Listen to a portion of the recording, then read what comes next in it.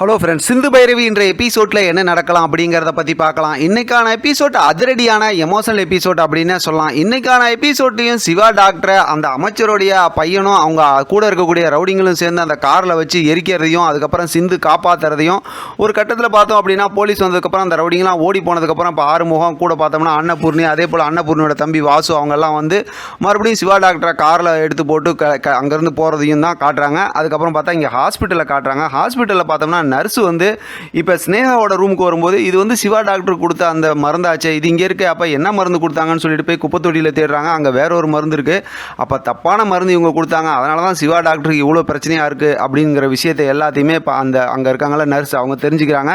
இப்போ வீட்டை காட்டுறாங்க. இப்போ ஹாஸ்பிட்டல் போய் ட்ரீட்மெண்ட்லாம் எடுத்துகிட்டு வந்துட்டாங்களாட்டிருக்கு. சிவா டாக்டருக்கும் பார்த்தா நிறைய இடத்துல பேண்டேஜ்லாம் போட்டிருக்காங்க, அதே போல் சிந்துக்கும் போட்டிருக்காங்க.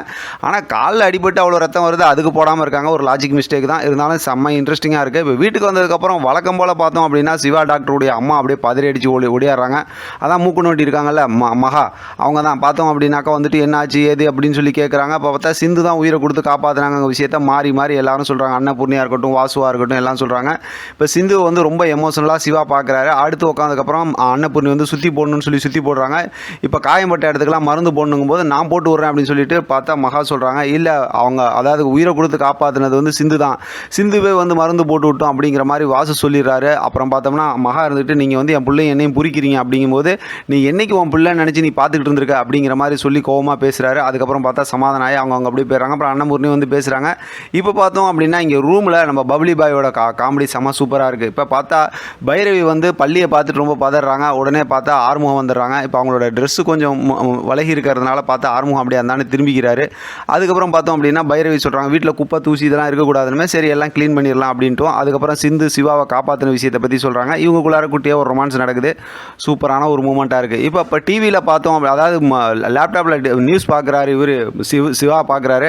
அமைச்சருக்கு வந்து தப்பான ட்ரீட்மெண்ட் கொடுத்துட்டாங்க, அதனால் சிவா டாக்டர் மேலே வந்து இது கொடுக்கணும், கேஸ் கொடுக்கணுங்கிற மாதிரிலாம் பேசிகிட்டு இருக்காங்க. அந்த கோவத்தில் அப்படி கையெல்லாம் அப்படி உதறாரு. கையில் புண்ணு இருக்குது. பார்த்தா சிந்து வந்துடுறாங்க. இப்போ அந்த புண்ணுக்கெல்லாம் மருந்து போட்டு விட்றாங்க. ரெண்டு பேத்துக்குள்ளார பார்த்தோம்னா செம்ம எமோஷனல் மூமெண்ட்டாக இருக்குது.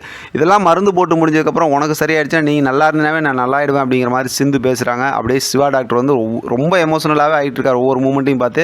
இப்போ சிந்துக்கு அடிபட்டுருக்கிறத பார்த்துமே நானே மருந்து போட்டு விட்றேன் அப்படின்னு சொல்லிட்டு மருந்தெல்லாம் போட்டு விட்றாரு. சூப்பரான ஒரு மூமெண்ட்டோட இன்றைக்கான எபிசோட் முடிச்சிருக்காங்க. கண்டிப்பாக இன்றைக்கி சூப்பரான ஒரு ப்ரோமோ வரும்.